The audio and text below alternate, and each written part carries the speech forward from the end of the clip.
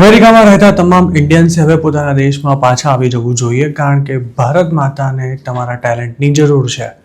આ શબ્દો છે Indian multinational technology company Zoho કોર્પોરેશનના સહસ્થાપક અને સીઈઓ શ્રીધર વેમ્બુના. આ ટેકનોક્રેટે સોશિયલ મીડિયા પર એક ઓપન લેટર પોસ્ટ કરતા જણાવ્યું છે કે પોતે પણ 37 વર્ષ પહેલા ઇન્ડિયાથી સારું એજ્યુકેશન અને સંસ્કાર લઈને અમેરિકા ગયા હતા. વેમ્બુએ કહ્યું છે કે અમેરિકામાં રહેતા ઇન્ડિયન્સ અપાર સફળતા મેળવી ચૂક્યા છે, પણ હવે ઘણા અમેરિકન્સ ઇન્ડિયન્સને પોતાની જોબ છીનવી લેનારા લોકો તરીકે જોઈ રહ્યા છે. તેમજ ભારતીય સમુદાયે અમેરિકામાં જે કંઈ સફળતા મેળવી છે તેને પણ શંકાની નજરે જોવામાં આવી રહી છે. વેમ્બુએ એનઆરઆઈઝને સલાહ આપી છે કે તમને ભલે એવું લાગતું હોય કે આવતી ચૂંટણીમાં આ બધી જ સમસ્યાઓનું સમાધાન આવી જશે, પણ હવે આપણે ઇન્ડિયન સિવિલાઇઝેશનથી નફરત કરતા હોય અને જેમને સિવિલાઇઝેશન જ પસંદ નથી તેવા લોકોમાંથી કોઈ એકની પસંદગી કરવાની રહેશે. અને હાલ જે કંઈ ચાલી રહ્યું છે તેમાં તમે ઊભા તમાશો જોયા સિવાય બીજું કંઈ નહીં કરી શકો. આ ઉપરાંત હકીકત એ છે કે ઇન્ડિયાની દુનિયામાં કેવી પ્રતિષ્ઠા રહે છે તેનો આધાર ભવિષ્યમાં ઇન્ડિયાની સ્થિતિ કેવી રહેશે તેના પર નિર્ભર છે. જો ભારત એક ગરીબ દેશ રહ્યો તો દુનિયા આપણી દયા ખાઈને સલાહ આપશે, જ્યારે કેટલાક કન્ઝર્વેટિવ્સ ઇન્ડિયાને નરકનું દ્વાર ગણાવશે. આ બંને સ્થિતિમાં કોઈ ઇન્ડિયાનું સન્માન નથી કરવાનું અને તે સન્માન આપણે જાતે જ કમાવવું પડશે. શ્રીધર વેમ્બુનું કહેવું છે કે આજની દુનિયામાં સમૃદ્ધિ અને સુરક્ષા માત્ર દેશના ટેકનોલોજીકલ પાવરથી આવે છે. ઇન્ડિયામાં પૂરતા પ્રમાણમાં બ્રેઇન પાવર પ્રોડ્યુસ થાય છે, પણ તેનું મોટાભાગનું ટેલેન્ટ અમેરિકા એક્સપોર્ટ થઈ જાય છે. જો દેશનું ટેલેન્ટ દેશમાં જ રહેશે તો આપણે વધુ મજબૂત બનીશું.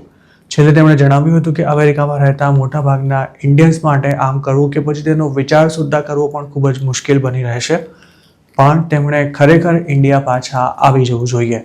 આપણા દેશની વિશાળ યુવા જનસંખ્યાને ટેકનોલોજી સેક્ટરમાં તમે પ્રાપ્ત કરેલી લીડરશિપ અને તમારા માર્ગદર્શનની જરૂર છે તેવું કહી તેમણે પોતાની વાત પૂરી કરી હતી. આ ઇન્ડિયન ટેકનોક્રેટ $5.85 બિલિયન નેટવર્થ ધરાવતા હોવા છતાં પણ તમિલનાડુના એક ગ્રામ્ય વિસ્તારમાં રહે છે અને ત્યાંથી જ કામ કરે છે, તેમજ પોતાની સિમ્પ્લિસિટી માટે તેઓ ખાસા જાણીતા છે. એપ્રિલ 27ના રોજ એક્સ પર કરાયેલી આ પોસ્ટને 5.3 મિલિયન્સથી પણ વધુ વ્યૂઝ મળી ચૂક્યા છે. તેના પર હજારો કમેન્ટ્સ આવી છે જેમાં લોકોએ જાતભાતના વ્યૂઝ રજૂ કર્યા છે. જેમ કે શકરજીત નામના એક યુઝરે લખ્યું છે કે ઇન્ડિયાની બહાર હોય તેવા લોકોની સંખ્યા અમુક લાખમાં થાય છે, જ્યારે દેશમાં કરોડોની વસ્તી છે અને તેમાંય મોટાભાગના લોકો યંગ છે. તેવામાં બહાર વસી ગયેલા ઇન્ડિયન્સને પાછા બોલાવવાને બદલે દેશમાં રહે છે તેમને જ તૈયાર કરવા જોઈએ.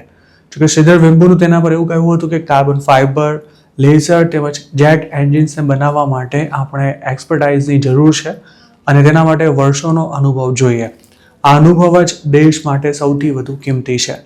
અશ્ની ગ્રોવર નામના આંતરપ્રેન્યોરે વેમ્બુની પોસ્ટ પર એવી કમેન્ટ કરી હતી કે ઇન્ડિયામાં કાળઝાળ ગરમી પડે છે અને સામે $1 વેલ્યુ ₹94 પર પહોંચી ગઈ છે. તેવી જ રીતે કસ્તુરી નામની એક યુઝરે લખ્યું હતું કે તેની સાથે તેના ઘણા ક્લાસમેટ્સ પણ ઇન્ડિયા પાછા આવી ગયા હતા, પણ હવે સૌ કોઈ પસ્તાઈ રહ્યા છે અને કેટલાક લોકો તો પાછા પણ ચાલ્યા ગયા છે. કસ્તુરીની એવી પણ ફરિયાદ હતી કે ઇન્ડિયામાં બિઝનેસ કરવો જરાય આસાન નથી અને આ દેશમાં પ્રામાણિક રહેવું અશક્ય છે. સાયલેન્ટ મેજોરિટી નામના એક હેન્ડલ પરથી કરાયેલી આક્રમક કમેન્ટમાં શ્રીધર વેમ્બુને એવું જણાવાયું હતું કે પહેલાં તમે ઘરમાંથી બહાર નીકળો, જ્યાં સુધી ઇન્ડિયામાંથી ગંદકી દૂર નહીં થાય ત્યાં સુધી કોઈ તમારી ઇજ્જત નહીં કરે. આ યુઝરે એવું પણ લખ્યું હતું કે ઇન્ડિયામાં વસ્તી વિસ્ફોટ મોટી સમસ્યા છે અને લોકો જૂઠા, ચોર તેમજ ઠગ છે.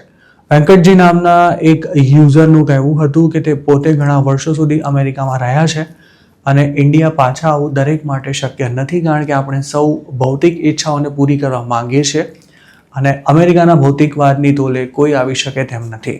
લલિત બેડ નામના એક શખ્સનું આગે એવું કહ્યું હતું કે જો 30% ઇન્ડિયન્સ પણ અમેરિકા છોડીને પાછા આવી જાય તો અમેરિકા મોટી તકલીફમાં આવી જશે. મિસ્ટર વીએ આ પોસ્ટ પર એવી કમેન્ટ કરી હતી કે ઇન્ડિયામાં ડગલે ને પગલે સમસ્યાઓ છે અને માત્ર દેશભક્તિના નશામાં જીવવું શક્ય નથી.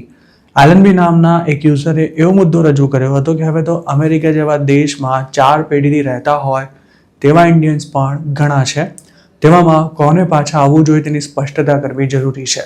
વેંકટેશ નામના એક યુઝરનું પણ કહેવું હતું કે દૂષિત પાણી, ઝેરી હવા અને ખાડાથી ભરેલા રસ્તા પર ડ્રાઈવ કરવા શું ઇન્ડિયા પાછા આવવાનું?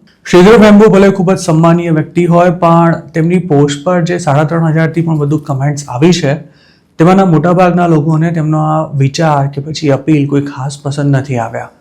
આ લોકોનું એવું કહેવું છે કે અમેરિકા જેવા દેશમાં સેટલ થયા બાદ ઇન્ડિયા પાછા આવવાનો કોઈ મતલબ જ નથી રહેતો.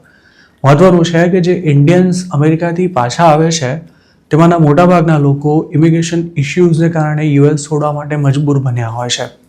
આ ઉપરાંત જોબમાં સેટલ ન થઈ શકવાનું કારણ પણ સૌથી મહત્વનું બની રહે છે.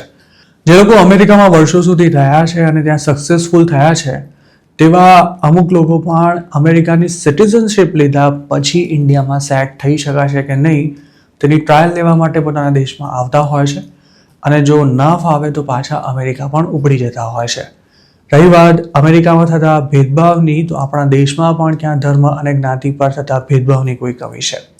આ અંગે આપનું શું માનવું છે? અને અમેરિકામાં સુખ શાંતિની જિંદગી જીવતો કોઈ ઇન્ડિયન ડોલરમાં કમાણી છોડી ઇન્ડિયા આવવાનું પસંદ કરશે?